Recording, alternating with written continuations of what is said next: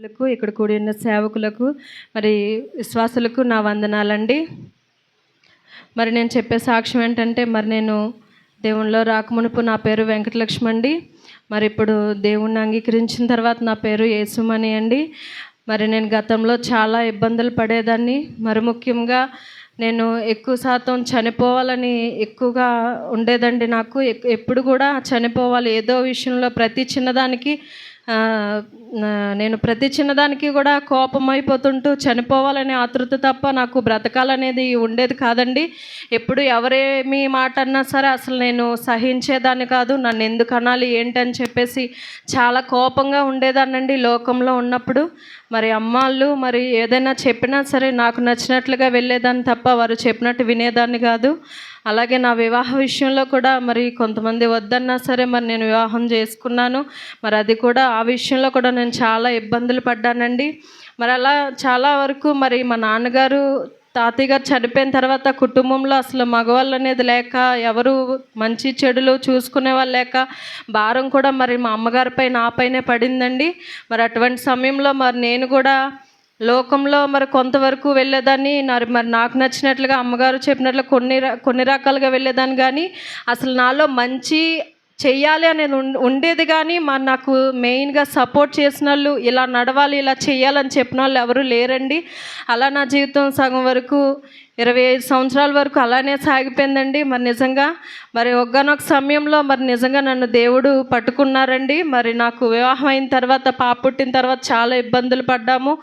మరి అటువంటి సమయంలో నేను ఇంకెవ్వరూ కూడా నన్ను పట్టించుకునే వాళ్ళు అనేవాళ్ళు ఎవరు కూడా లేరండి. కేవలము ఇంక నేను ఒక్కరిదాన్ని అయిపోయాను, ఇంక నాకు ఎవరు లేరు, ఇంక నేను నా పని అయిపోయింది అని చెప్పేసి నా బాధ ఎవరు అర్థం చేసుకోరేంటని చాలా ఇబ్బందులు పడినప్పుడు మరి మా వదిన గారు విజయవాడ జాన్ గారు మరి శ్రీదేవి గారు మరి ఇలాగా నేను ప్రేయర్కి వెళ్తున్నాను, అయ్యగారు అమ్మగారు చాలా మంచి సంఘము, రా నీకు ఒకసారి చూడు నచ్చకపోతే మరలా మానేద్దుగానని చెప్పేసి వాళ్ళు నాకు ఎంతగానో మరి ప్రోత్సహించారండి. మరి నేను చూసినప్పుడు మరి నిజంగా నా చిన్నప్పటి నుంచి నాన్నగారు చనిపోయిన దగ్గర నుంచి ఏదో ఒక సమస్యలేనండి. నిజంగా అన్నీ ఉన్నప్పుడు అందరూ మా దగ్గర ఉన్నారు. కానీ ఎప్పుడైతే ఇంట్లో పెద్దవాళ్ళు లేరో, సంపాదన లేదో, అందరూ చుట్టాలు బంధువులు అందరూ వదిలేశారండి. మరి మా అమ్మగారికి 3 ఆడపిల్లలు, మేము ముగ్గురికి పెళ్ళిళ్ళు చేసి వాళ్ళ గురించి ఎన్నో బాధలు పడింది. అటువంటి సమయాల్లో మరి నిజంగా ఎన్ని బాధలు పడ్డానో, నా 10th క్లాస్ నుంచి చాలా బాధలు పడ్డానండి. నిజంగా ఎవరు లేరేమో నేనని చెప్పేసి ఆకాశం వైపు చూసి ఏడ్చేదానండి. నిజంగా నేను రోజు కూడా మా నాన్నగారు ఉంటే నాకు ఈ పరిస్థితి రాదేమోనని. కానీ ఎప్పుడైతే నేను షాలేంరాజ్ ప్రేయర్ హాల్ అనే సంఘంలో నిజంగా అడుగు పెట్టానో, నా లైఫ్ నేను బ్రతకాలి కానీ చనిపోకూడదన్న ఆలోచన పుట్టిందండి నిజంగా నాకు. ఎందుకంటే ఏదో తెలియని వెలుగండి నిజంగా. అసలు సన్నిధిలోకి అడుగుపెట్టిన తర్వాత అదో రకమైన సంతోషం అండి. నిజంగా నాకు అన్నీ సమకూరుతాయి, పర్వాలేదు అన్న ఒక ఆలోచన నాలో పుట్టిందండి. మరి అలా తర్వాత నేను అలా కొనసాగినప్పుడు మరలా ఒక 4 నెలల్లోనే మరి దేవుడు మరి నేను బాప్తిసం తీసుకున్నానండి. మరి సేవ చేయమని కూడా దేవుడు చూపించారు. మరి 3 సంవత్సరాలు నేను సేవ చేయలేనయ్యా, నాకు మరలా ఇవన్నీ అయిపోయే దేవుడు సేవ ఒకటి మిగిలిందని అందరూ అంటారు, నేను చేయనయ్యా అని చెప్పేసి నేను అయ్యగారి మాట వినలేదండి. మరి అలా వినకపోవడం ద్వారా మా పాపకి కూడా చాలా ఇబ్బందులు వచ్చాయి. మరి ఆ తర్వాత దేవుడి దగ్గర మరి అయ్యగారి దగ్గర చెప్పినప్పుడు, మరి ఒప్పుకో అమ్మా, దేవుడి మాట వింటే నీకు అంతా బాగుంటుంది, ఏముంది అంతా ఆయనే చూసుకుంటారు అని చెప్పేసి మరలా అయ్యగారు అమ్మగారు ప్రోత్సహించినప్పుడు మరలా నేను దేవుని సేవ చేయడానికి ఒప్పుకున్నానండి.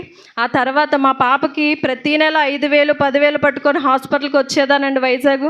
ఎప్పుడైతే మరి నేను దేవుడి సేవకు ఒప్పుకున్నానో మరి పాపకు కూడా ఎటువంటి అనారోగ్యం లేకుండా ఇప్పటికీ కూడా నేను వైజాగ్ హాస్పిటల్కి రాలేదండి. మరి నిజంగా అంత రీతిలో నిజంగా దీవించానండి. మరి అలాగే మరి మా చిన్నక్క వివాహం నుంచి కూడా మాకు అప్పులు ఉండేవండి. మరి అప్పటి నుంచి కూడా అప్పులే. మేమేంటంటే ముందు పెళ్లి చేసి ల్యాండ్ అమ్మేవాళ్ళం, కానీ ముందే అమ్మేవాళ్ళం కాదండి తెలియక. అటువంటి సమయాల్లో అలా ఇప్పటి వరకు దగ్గర 40-50 లక్షల వరకు అప్పులు అయిపోయామండి. అసలు భూమి ఉంది కానీ అమ్ముకోవడానికి, ఆస్తి ఉంది కానీ అమ్మడానికి అసలు అవకాశం లేదండి. ఎవరో ఒకరు మాకు అడ్డంకి వచ్చేవారు. చాలా సఫర్ అయ్యేదాన్ని. నెలకి 50,000 రూపాయలు పైగా కట్టేదాన్ని అండి. అసలు ఎలా కట్టాలో కూడా అర్థం కాదు. అసలు ప్రతిరోజు నిద్ర ఉండేది కాదు, ఏం చేయాలో అర్థమయ్యేది కాదు. అసలు చాలా నరకం అనుభవించేదాన్నండి. మరి నిజంగా అసలు అయ్యగారు అమ్మగారికి చెప్పినప్పుడు ఏం కాదమ్మా నువ్వు ప్రార్థన చేయి అని చెప్పినప్పుడు మరి నేను అలాగనే ప్రార్థన చేసేదాన్నండి. అసలు వచ్చి వెనక్కి వెళ్ళిపోయండి. ఎంతోమంది అలా 4-5 సార్లు బేరాలు అయ్యి మళ్ళీ వెనక్కి వెళ్ళిపోయండి. మరి అటువంటి సమయంలో ఆఖరిన అయ్యగారు నేను ఒక పొరపాటు ఏం చేశానంటే ఆస్తి నాది కాదు కదా, నేను దశమ భాగం ఇచ్చుకుందామని మొదట్లో అనుకున్నాను. కానీ అమ్మగారు వాళ్ళు ఒప్పుకోరు కదా, నేను ఇస్తే మరలా ఏమంటారు ఏంటి అని చెప్పేసి మళ్ళీ వెనక్కి తగ్గి ఉన్నానండి. మళ్ళీ వెనక్కి వెళ్ళిపోయేది. అసలు ఏంటో అర్థమయ్యేది కాదు. ఎందుకు అవ్వట్లేదమ్మా అన్నప్పుడు ఒకసారి నాతో అయ్యగారు మాట్లాడినప్పుడు మరి నేను ఇలా విషయం చెప్పానండి. మరి ఇలాగ అనుకున్నానయ్యా, మరి మా అమ్మగారిది కదా, మరి ఆవిడిస్తే బాగుంటుంది కదా, నేను ఇస్తే ఏమంటుంది ఏంటని చెప్పేసి అంటే నువ్వు శ్రమ నువ్వు పడుతున్నావు కానీ వాళ్ళు ఎవరు కాదు కదమ్మా, నువ్వు అనుకో దేవుడే చూస్తాడన్నప్పుడు మరి ఆ రోజు రాత్రే నేను అయ్యగారితో మాట్లాడినప్పుడే నేను ఒప్పుకున్నానండి. ఏదైతే అది అవుద్దని ఒప్పుకున్న 2 రోజులకే బేరం సెట్ అయిపోయిందండి. మరి నిజంగా ల్యాండ్ మరి నిజంగా ఆ నెలలోనే నాకు దేవుడు 40 లక్షల రూపాయల అప్పును తీర్చాడండి. దేవుడు నిజంగా నా పట్ల గొప్ప కార్యం చేశారండి.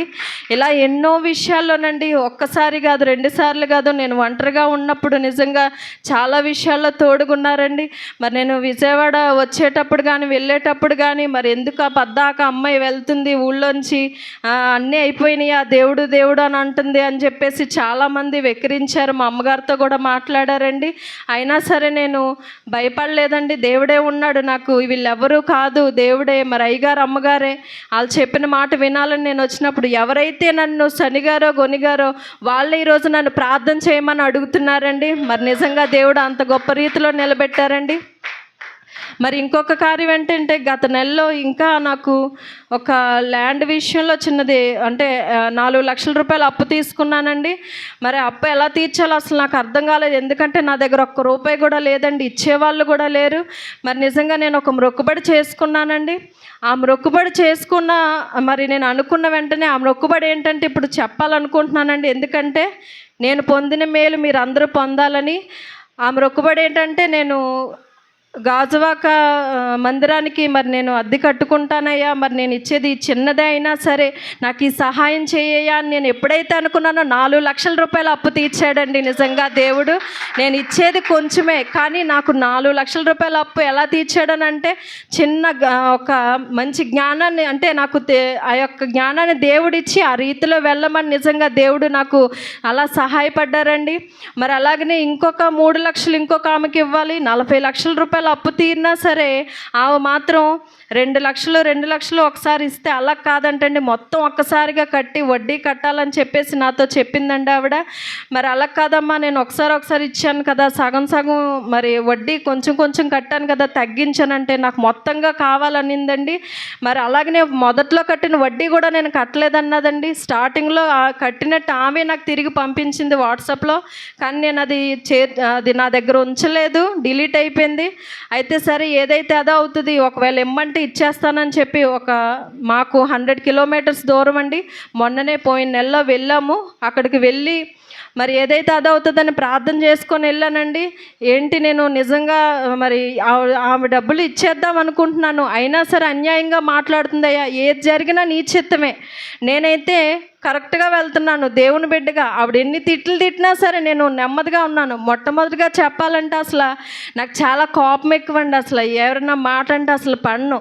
కానీ అలాంటిది ఆవిడ ఎన్ని తిట్లు తిట్టినా అసలు నిదానంగా ఉండాలి, నెమ్మదిగా ఉండాలి. అయ్యగారు అమ్మగారు చెప్తుంటారు వాక్యంలో, ఒకవేళ ఎదుటి వాళ్ళు ఎవరన్నా ఏమైనా అన్నా సరే నెమ్మదిగా ఉండమ్మా, మౌనంగా ఉండి దేవునికి అప్పచెప్పేయండి, మీరు శాంతంగా ఉండండి, సమాధానంగా ఉండండి అని చెప్తారు కదా.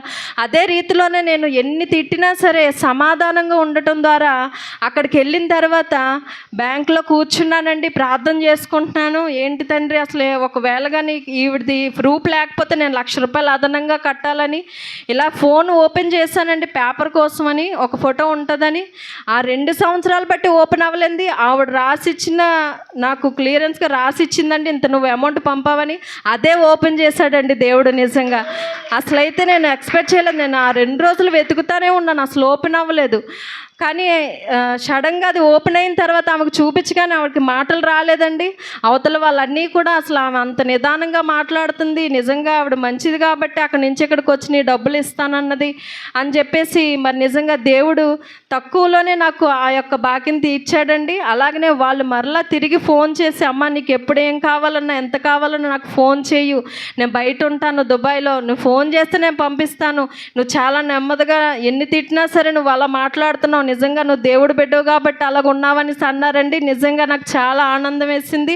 మరి నిజంగా ఇలాగా నెమ్మది మా ఇంట్లో కూడా సమాధానంగా ఉంటున్నాము. ఎన్నో ఇబ్బందులు పడేవాళ్ళము, లేమిడిగా ఉండేది, ఆస్తి ఉన్నా తినడానికి ఉండేది కాదు, అంతస్తున్నా నిజంగా ఇంట్లో ఉన్నామే కానీ బాధలు, ఇబ్బందులు, ఏడుపులు, నిజంగా అసలు సమాధానం ఉండేది కాదు. ఎప్పుడైతే షాలేం రాజు ప్రేయర్ హాల్కి వచ్చామో ప్రతీది ఒకటి నిజంగా చాలా బాగా మరి మా కుటుంబంలో మరి నెమ్మది అనేది నిజంగా ఫస్ట్ ఆఫ్ ఆల్ మా కుటుంబంలో ఉందండి. మరి నిజంగా ఆత్మీయ తల్లిగారి ద్వారా, తండ్రి గారి ద్వారా నిజంగా ఎన్నో నేర్చుకున్నామండి. నేను మరి నిజం చెప్పాలనంటే నిజంగా అదృష్టంగా భావిస్తామండి. మన తల్లిగారిని అసలు చెప్పాలంటే ఫస్ట్ తల్లిగారి సపోర్ట్ తండ్రి గారికి ఉంది కాబట్టి నిజంగా తండ్రి గారి స్థానంలో ఉన్నారని నేను అనుకుంటానండి. ఎందుకంటే అయ్యగారు వెనకాతలు నిజంగా అమ్మగారు ప్రతి విషయంలో చాలా సపోర్ట్గా ఉంటారండి. ఆడపిల్లగా మరి నాకు తెలుసు ఎన్ని ఇబ్బందులు పడతామో, అయినా సరే మరి నిజంగా చాలా సపోర్ట్ అండి. వాళ్ళిద్దరిని చూస్తే అసలు మనుషులంటే ఇలా ఉండాలిరా అని అనిపిస్తుందండి నిజంగా నాకు. మరి నిజంగా వీళ్ళు దొరకడం నిజంగా మా అదృష్టం అండి. మరి మాకే కాదు ఈ అదృష్టం, మా పిల్లలకి కూడా వీళ్ళు ఉండాలండి. మరి 200 సంవత్సరాలు నిండు 100 ఏళ్ళు బ్రతకాలండి. నిజంగా ప్రపంచవ్యాప్తంగా నిజంగా ఈ యొక్క మరి నిజంగా సేవ జరగాలండి. ఎందుకంటే చూస్తున్నాం, తెల్లవారు లేచిన దగ్గర నుంచి అంతా పాపమే, చుట్టూ చూస్తున్నాం. చాలా భయం వేస్తుందండి పిల్లల్ని పెంచడానికి కానీ, మనం ఉండడానికి కానీ, బ్రతకడానికి కానీ ఇంత మంచి సంఘంలో కానీ బ్రతికితే నిజంగా ఉంటే మరి ప్రతి జీవితాలు కూడా చాలా బాగుంటాయండి. ఎవరి జీవితాలు పాడైపోవు. మరి ఇటువంటి సంఘంలో ప్రతి ఒక్కరూ కూడా చేరాలనే నా కోరికండి. మరి ఆస్తులు కాదు, అంతస్తులు కాదు, బ్రతకడమే కష్టమైపోతుందండి. మరి చాలా భయం వేస్తుంది బ్రతకాలన్నా సరే. మరి నిజంగా ఇటువంటి లోకంలో పిల్లల్ని పెంచాలన్నా, మరి ముఖ్యంగా యవ్వనస్తులు మంచి మార్గంలో ఉండాలి, పునాది బాగుండాలని అంటే ఖచ్చితంగా షాలేం రాజు ప్రేయర్ హాల్లోనే ఉండాలండి. నిజంగా యవనస్తులు ఎలా ఉండాలో, చిన్నపిల్లలు ఎలా ఉండాలో అసలు ప్రతీది చాలా బాగా ఓపికగా చెప్తారండి. నేను ప్రతి ఆదివారం కొంతమంది మందిరానికి వస్తారండి, ఒకరు ఇద్దరు వచ్చి మాట్లాడతారు ఒక 5 నిమిషాలు 10 నిమిషాలు. దానికే నాకు అసలు చాలా నీరసం వచ్చేస్తుంది. అసలు అలాన్నీ చెప్తారు. కానీ అయ్యగారు ఇంతమందితో అసలు ఎలా మాట్లాడుతున్నారయ్యా, నిజంగా నాకు రోజు అదే బాధ. అసలు నిజంగా గొప్ప దేవుడు అయ్యా, నిజంగా అంత మంచి ఆత్మీయతలకి అంత శక్తినిచ్చావు, ఇంకా మంచి బలాన్ని, శక్తిని వాళ్ళకి ఇవ్వాలని, మరి నిజంగా వాళ్ళ ప్రయాణాల్లో, ఆరోగ్యాల్లో వారికి ఏది కావాలన్నా సమృద్ధిగా వాళ్ళకి ఇవ్వాలని మరి నేను నిజంగా కోరుకుంటున్నానండి. మరి అలాగే నా కుటుంబం, మరి నా సేవ కూడా బలపడాలని, మరి నా చుట్టూ ఉన్నవారు కూడా బలపడాలని మరి మీరు అందరూ ప్రార్థన చేయండి. మరి ఇంకా ఏమైనా మర్చిపోయి ఉంటే మరలా సమయం చెప్తానండి. అలాగే మరి ముఖ్యంగా మరి నేను ఎప్పుడు కోరుకుంటాను, ఆత్మీయ తల్లిగారు తండ్రి గారి కోసం, మరి ముఖ్యంగా ప్రయాణాల కోసం, ఆరోగ్యం కోసం మరి నిజంగా ప్రార్థన చేయండి. మరి నేను బ్రతిమలాడుకుంటున్నాను. ఎందుకంటే వాళ్ళు బాగుంటేనే మనం కూడా బాగుంటాం. నిజంగా చెప్తున్నానండి, వాళ్ళు బాగుంటేనే మనం బాగుంటాం. వాళ్ళకి ఎప్పుడైనా బాగాలేదంటే నాకు కూడా అదొకలాగా అనిపిస్తుందండి. వాళ్ళకి ఫోన్ చేయకపోయినా సరే నేను ప్రార్థన చేస్తూనే ఉంటానండి. వాళ్ళు ఆనందంగా లేకపోతే మనం కూడా ఉండలేము. అసలు వాళ్ళకి ఎప్పుడు కూడా ఆరోగ్యంగా ఉండాలని, వాళ్ళ ప్రయాణాల్లో దేవుడు తోడుగా ఉండాలని మీ అనుదిన ప్రార్థనలో జ్ఞాపకం చేసుకుంటారని ఈ చిన్న సాక్ష్యాన్ని దేవుడు దీవించునుగాక. ఆమేన్.